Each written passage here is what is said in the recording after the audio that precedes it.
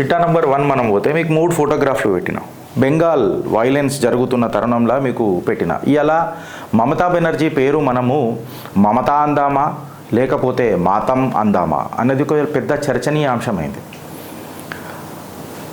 మమతల హోమం మన సనాతనం అని చెప్పి మనం ఎంత గర్వంగా చెప్పుకుంటామో, ఇవాళ ఈమె నాటిన విషబీజాలే తిప్పి ఈమెకి ఎట్లా కొట్టినాయి అనేది మనం చూడండి.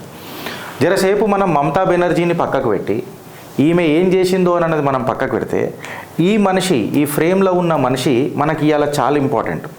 ఎందుకంటే అకలక్క lynching హువా, Iska lynching హువా, ఉస్కా lynching హువా, ఐసా కైసా హోతా high, Iska ఐసా కైసా హోతా అని చెప్పి మాట్లాడిన ఈ పెద్ద మనిషి, మళ్ళీ నన్ను పెద్ద మనిషి అంటారా లేకపోతే ఏం మనిషి అంటారా అన్నది మీ కమెంట్ రూపంలో నేను వదిలేస్తా. ఈ అసదుద్దీన్ ఓవైసీ ఏం మాట్లాడతాడు? బెంగాల్ హిందువుల మీద జరిగిన మన ముర్షిదాబాద్లో జరుగుతున్న అల్లర్లకు మీరు ఎట్లా స్పందిస్తారు అసదుద్దీన్ ఓవైసీ అంటే, అసలు నేను ఆ ప్రవక్తనే కాదు, నేనేమన్నా టీఎంసీ ప్రవక్తనా, నేనేమన్నా తృణమూల్ కాంగ్రెస్ మెంబర్నా, నేనేమన్నా బెంగాల్లో ఉన్నానా, మళ్ళీ మొత్తం హిందుస్థానీ టీకా ఎందుకు తీసుకుంటావురా భయ్? కేవలం నీ హైదరాబాద్ మట్టుకు నువ్వు పరిమితం కావచ్చు కదా అసదుద్దీన్ ఓవైసీ. యావత్ భారతదేశానికి టీకా ఎందుకు తీసుకుంటావు? మొత్తం ముస్లింలకు నువ్వు పెద్ద ఠేకాదారి ఎందుకు తీసుకుంటావు? పెద్ద పెద్ద మాటలు ఎందుకు మాట్లాడతావు?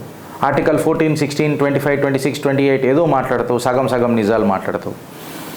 ఇవాళ ఇసుంటి గంగా జమున తహజీబ్ అని చెప్పి ఒక నాటకం చేస్తారు చూడు, ఈ నట సార్వభౌములు, వీళ్ళు ఎసుంటోళ్ళు అని చెప్పి ఇలా నేను మీ ఆలోచనకి ఇడిచిపెడుతున్నా.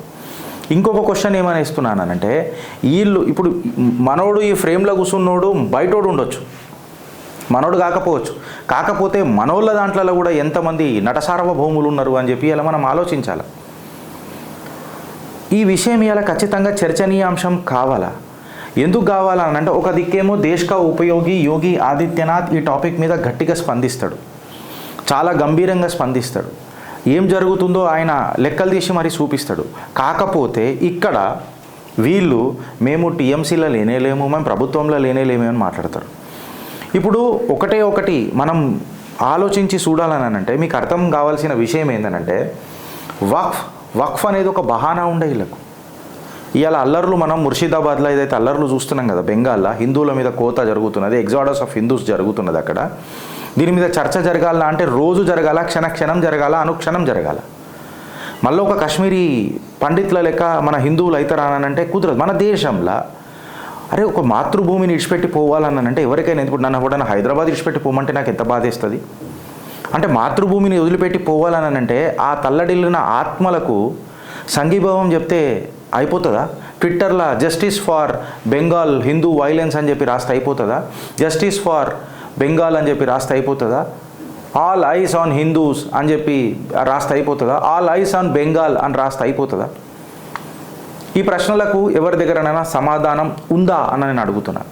రైట్ ఫ్రమ్ ది ఓటర్ల నుంచి కార్యకర్తల దాకా, కార్యకర్తల నుంచి నాయకుల దాకా, నాయకుల నుంచి ప్రభుత్వాల దాకా, ప్రభుత్వం నుంచి ప్రభుత్వాన్ని నడిపే పెద్దల దాకా, ప్రభుత్వాలనే కాకుండా నేను మానవతా హేతువాదులు వీళ్ళందరూ ఉంటారు కదా ప్రపంచ స్థాయిలో, వాళ్ళందరికీ ప్రశ్న ఇస్తున్నా, మీ దగ్గర ఏమైనా సమాధానం ఉందా? అయితే ఇలా ముర్షిదాబాద్ మీద ఎవడు మాట్లాడతలేడు. అసదుద్దీన్ ఓవైసీ అయితే నేను తృణమూల్ కాంగ్రెస్ కాదని అన్నట్టు, బిడ్డ నువ్వు మళ్ళీ వేరే దగ్గర మాట్లాడినప్పుడు మాత్రం మళ్ళీ నీకు గడ్డపార దించాలన్నా వద్దా అని అంటున్నా. మీ రాజకీయాలలో మన్ను పడాలన్నా వద్దా అని చెప్పి నేను మాట్లాడుతున్నా. మీ నోట్లలో ఇంగ్లం పడా అని చెప్పి డైరెక్ట్ తీరుతున్నా. మానవత్వానికి అడుగుతున్నాం కదా, ఇంకా దేనికి అడుగుతలేం కదా. నీ లోపల మానవత్వం లేదా? అది జరుగుతుంది కరెక్టా కాదా అని అనేది చెప్పలేవా? అంటే నీ వక్ఫ్ దగ్గరకు వస్తే నువ్వేమన్నా చేతావని ఇస్తున్నావా? వక్ఫ్తో ఏక్ బహానా తా, మక్సద్తో ఇన్కో हिंदुओं के दिलों के अंदर डर बिठाना था. వక్ఫ్ ఏక్ బహానా తా. ఎవడు మాట్లాడతలేడు ముర్షిదాబాద్ గురించి. ఇలా ఓవైసీ నేను తృణమూల్ కాంగ్రెస్ని రిప్రజెంట్ చేస్తలేను అంటాడు. టీఎంసీ దురదృష్టవశాత్తు ఒక రిపోర్ట్ ఫైల్ చేస్తుంది. ఏందనంటే మేము అన్ని కమ్యూనిటీస్ మీద మేము చర్యలు తీసుకుంటున్నాము అని చెప్పి తృణమూల్ కాంగ్రెస్ మమతా బెనర్జీ గవర్నమెంట్ ఏమని ఫైల్ చేస్తుంది తెలుసా కోర్టులో? మేము అన్ని కమ్యూనిటీస్ మీద చర్యలు తీసుకుంటున్నాం. అక్కడ ఏ కమ్యూనిటీ మన నరకయాతన చేసింది? ఏ కమ్యూనిటీ మొత్తం కంప్లీట్గా మరణకాండ సృష్టించింది? మనకు తెలియదా? మైనారిటీలలో ఉన్న ముస్లిం కమ్యూనిటీ ఆడ దంగా పెసలాలు చేయలేదా? అసలు ఒక డైవర్జన్ టాక్టిక్స్ జరిగింది ఫ్రెండ్స్ వెస్ట్ బెంగాల్లో. 25,000 టీచర్లు ఉద్యోగాలు కోల్పోయినరు. దాని మీద ఒక పెద్ద నిరసన వ్యక్తమైంది, విమర్శలు వచ్చుడు మొదలైనవి మమతా బెనర్జీ ప్రభుత్వానికి. ఇన్ఫ్యాక్ట్ చెప్పాలని అంటే మమతా బెనర్జీ నీ రాజకీయంలో మన్నువడా అని చెప్పి ప్రజలు ఆమెను దూషించుడు మొదలెట్టిండ్రు. అయితే నేను ఇలా ప్రజలను కూడా అంట, కేవలం ఒక 1000 రూపాయల స్కీమ్ కోసం మీరు మమతా బెనర్జీని గెలిపించుకొని ఇవాళ మళ్ళీ వచ్చి మమ్మల్ని కాపాడాలనంటే మిమ్మల్ని ఎవడు కాపాడతాడు అని చెప్తున్నా. ఇక్కడ మన రంపాలే మనను కోస్తుంటే బయటి రంపాలను వచ్చి మమ్మల్ని కాపాడమనంటే ఏడికని కాపాడతారు అని చెప్పి నేను మిమ్మల్ని అడుగుతున్నా.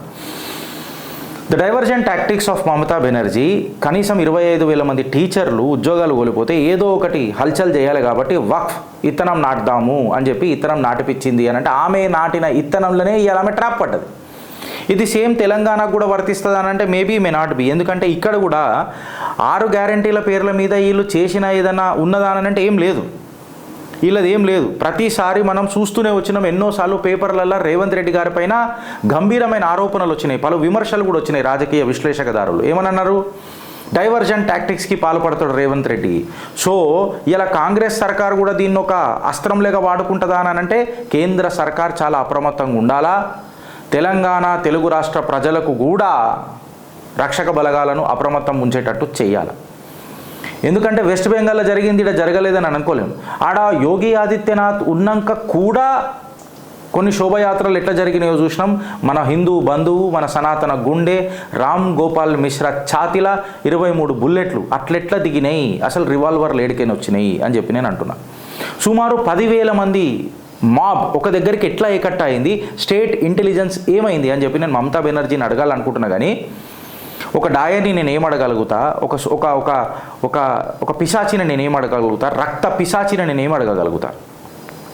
10,000 మాబు కంప్లీట్గా ఒక 10,000-15,000 మంది 10,000-15,000 మంది రోడ్లు జామ్ చేసేసి మొత్తం చేసి కేవలం హిందూ బిజినెస్లు, హిందువులు కాఫీర్లు అనుకోర్రి, వాళ్ళ బిజినెస్లో ఎట్లా టార్గెట్ అయితే, అంబులెన్స్లు ఎట్లా టార్గెట్ అయితే.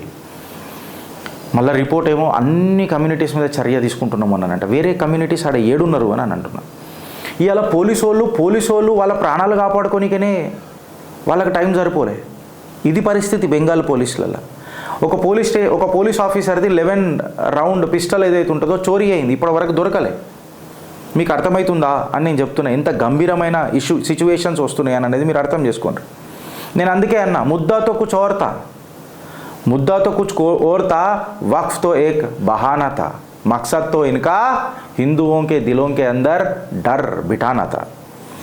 ఇలా వాళ్ళు ఒకటే మాట మాట్లాడుతున్నారు, ఏంటంటే మా ముస్లింలకు ప్రొటెస్ట్ చేసే అధికారం లేదా అని అంటున్నారు. నువ్వు ప్రొటెస్ట్ చేయి, బరాబర్ చేయి, నీకు అధికారం ఎందుకు ఇవ్వలే, బరాబర్ ఇచ్చినాం. అధికారం ఇచ్చినాం కదా అని చెప్పి నువ్వు విధ్వంసం చేస్తానంటే ఇది పీస్ఫుల్ ప్రొటెస్ట్ అవుతుందా అని చెప్పి నేను అడుగుతున్నా. నిన్న జరిగిన ముర్షిదాబాద్లో అది పీస్ఫుల్ ప్రొటెస్టా? ఇలా దానికి ఎవరైనా మానవతావాదులు, సెక్యులర్ వాదులు ఏమైనా సమాధానం చెప్పగలుగుతారా అని చెప్పి నేను అడుగుతున్నా. हिंदुओं के घर जले, हिंदुओं का दिल जले, हिंदुओं की बहनों को लूटा गया, इज्जत लूटा गया, అలా ఇజ్జత్ దావ మీదకి వచ్చేసింది. దీనికి ఎవడన్నా ఆన్సర్ ఇవ్వగలుగుతాడా? బెంగాల్లో జరుగుతున్న పొలిటికల్ కిల్లింగ్స్ మీద ఇవాళ భారతీయ జనతా పార్టీ కూడా స్పందించాల్సిన అవసరం వచ్చింది. ఎందుకంటే ఒకటి మీరు గుర్తుపెట్టుకోవాలా ఫ్రెండ్స్, అవసరం ఎందుకు వచ్చింది అని అంటే సుమారు 600-6,000 మంది పొలిటికల్ కిల్లింగ్స్ అయినాయి అని చెప్పి ఒక బుక్కే రాసిండ్రు. I'm stand corrected with my data. నేను మండే రోజు తీసుకొని వస్తాను మీకు అది కంప్లీట్గా. ఇవాళ ఎందుకు అప్రమత్తంగా ఉండాలా ప్రభుత్వాలు అందరూ అని అంటే 314 రౌండ్ల బుల్లెట్లు ఫైర్ చేశారు డైరెక్ట్గా. అందులో రబ్బర్ బుల్లెట్స్ కూడా ఉన్నాయి, ఇంక్లూజివ్ ఆఫ్ రబ్బర్ బుల్లెట్స్. 314 రౌండ్లు ఆఫ్ బుల్లెట్ ఫైరింగ్ జరిగింది. డైరెక్ట్ ఛాతీల మీద కూడా కొట్టారు. అంటే ఎంత విధ్వంసం అయిందని అనేది ఒకసారి మీరు అర్థం చేసుకోండి. గోద్రా ఇన్సిడెంట్, దాని మీద చాలా మాట్లాడతారు. అదే బూట్ కాలుతో తొక్కితే నా కొడుకులని లేచిండ్రా ఈ దంగా పసలా చేసే వాళ్ళందరికీ నేను చెప్తున్నా. ఇవాళ బార్డర్లన్నీ పోరస్ ఉన్నాయి బెంగాల్వి. బంగ్లాదేశ్ నుంచి ఇన్ఫిల్ట్రేటర్స్ గుస్పేటియా ఎంతమంది వచ్చారని అనేది మీరు అర్థం చేసుకోండి.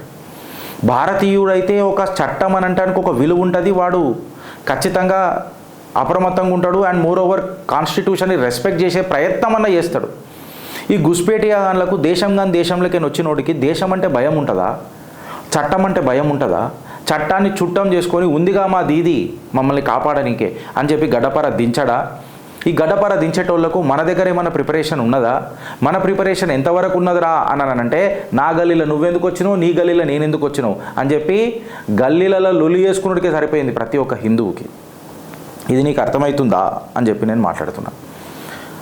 నువ్వు గోధ్రాలో ఏం చూసినావు, ఏం నేర్చుకున్నావు? నువ్వు కాశ్మీరీ జెనసైడ్లో చూసి ఏం నేర్చుకున్నావు? నువ్వు రామ్ గోపాల్ మిశ్రని చూసి ఏం నేర్చుకున్నావు అని చెప్పి మాట్లాడితే, మన కాలు ఎట్లా మనం గుంజుకోవాలో అనేది మనం ఇలా నేర్చుకున్నాం. ఇలా కంప్లీట్గా మమతా బెనర్జీ ఏదైతే ఈ ఇల్లీగల్ ఇమైగ్రెంట్స్ వచ్చి రోహింగ్యాలు బంగ్లాదేశ్కి వచ్చి ఎవరైతే అక్కడ చొరబాటుదారులు లెక్క సెటిల్ అయినరు, ఇలా మీరు అర్థం చేసుకోవాలి, వీళ్లకు ఆమె ఓటమి ఒప్పుకున్నది. ఆమె దగ్గర ఘాతక్ మనుషులు ఉన్నారు, ఘాతక్. ఓ హిందూ, ఇది నువ్వు అర్థం చేసుకో. మమతా బెనర్జీని నువ్వు ఓడగొట్టాలంటే, నేను బీజేపీకి కూడా చెప్తున్నా, మమతా బెనర్జీని నువ్వు ఓడగొట్టాలంటే ఆషామాషి కాదు.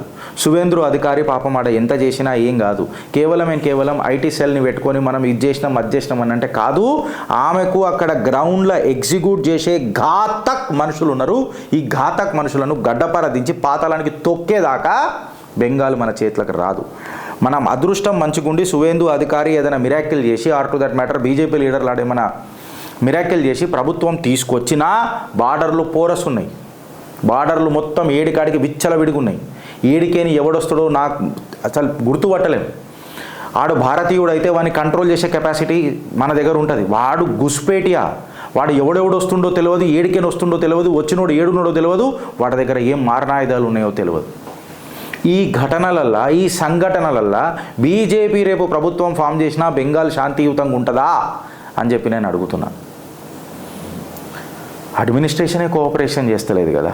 సో ఈ ఫ్రేమ్లో ఉన్న మనిషి ఏం మాట్లాడిండు అని అనేది దానికంటే, ఈ ఫ్రేమ్లో ఉన్న మనిషి ఏం చేయగలుగుతుంది అని అనే దానికంటే, ఈ మనిషిని మనం ఫ్రేమ్లు ఎందుకు పెట్టొద్దు, భారతీయ జనతా పార్టీ కమలం పువ్వును మనం ఫ్రేమ్లు ఎందుకు పెట్టొద్దు, समझने की कोशिश करिए आप. वक्फ तो एक बहाना था दंगा करने का, दंगल करने का वक्फ तो एक बहाना था, मकसद तो हिंदुओं के दिलों के अंदर डर बिठाना था. ఆలోచిస్తారా లేక అనుభవిస్తారా? భారత్ మాతాకి జై.